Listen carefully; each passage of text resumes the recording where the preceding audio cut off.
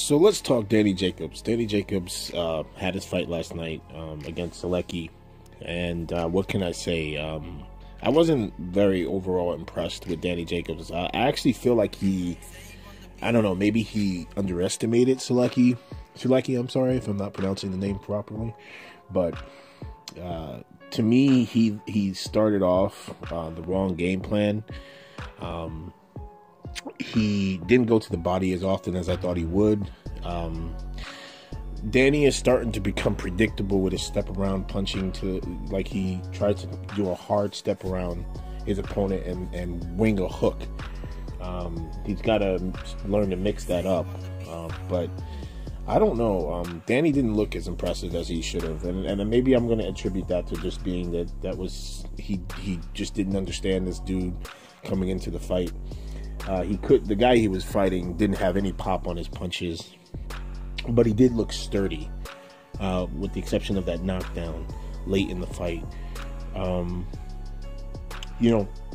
He called out Charlo, and I need to say this before this fight. I said, hands down, Danny Jacobs is just too skilled, too slick, to fight Charlo. Or not to fight Charlo, but that he would win based on his experience and his ability to get in and get out and fight close and know what a veteran is supposed to do when you're fighting a young, hungry lion.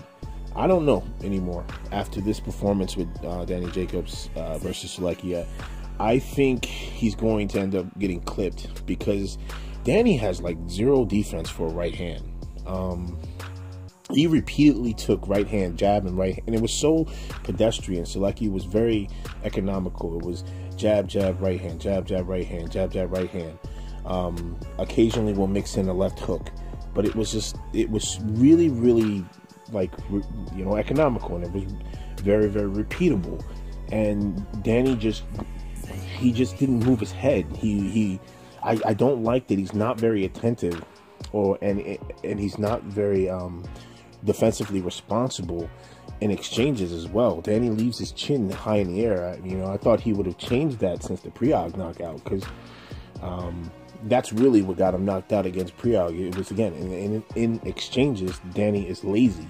That's what I call it. He's very lazy on the inside. Golovkin, as you can see, if you watch that fight, he had success because Danny's athleticism was able to get him through the Golovkin fight.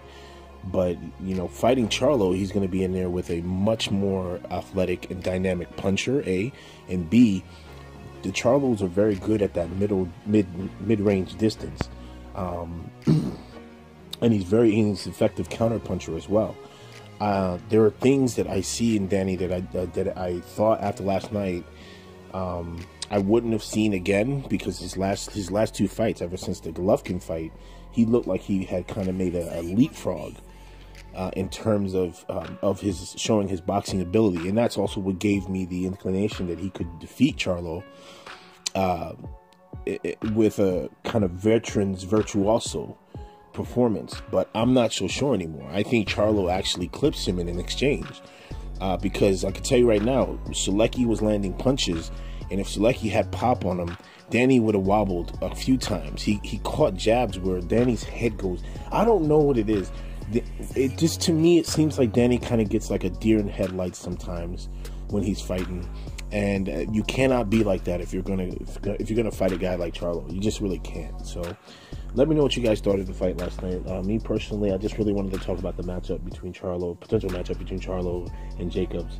I think it's a good fight. I think it's a fight that should happen.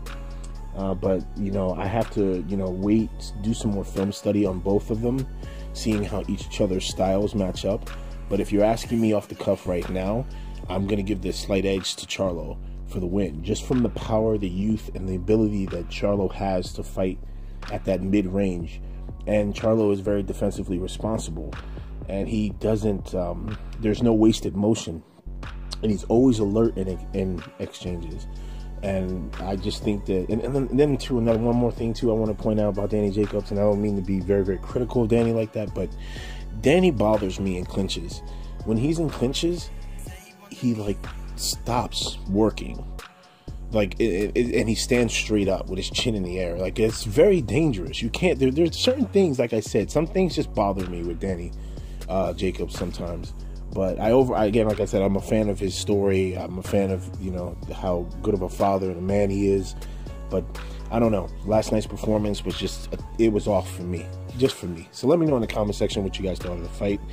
Like I said, to me, personally, I give it, you know, a B+ performance by Danny. It was not his best. I personally felt he looked phenomenal in his prior fight. And then this fight, he kind of took steps backwards. There was even a point in the fight where his trainer was like imploring him to go to the body, and he ignored it completely and was getting tagged by right hands repeatedly in the face. And it just seemed off to me.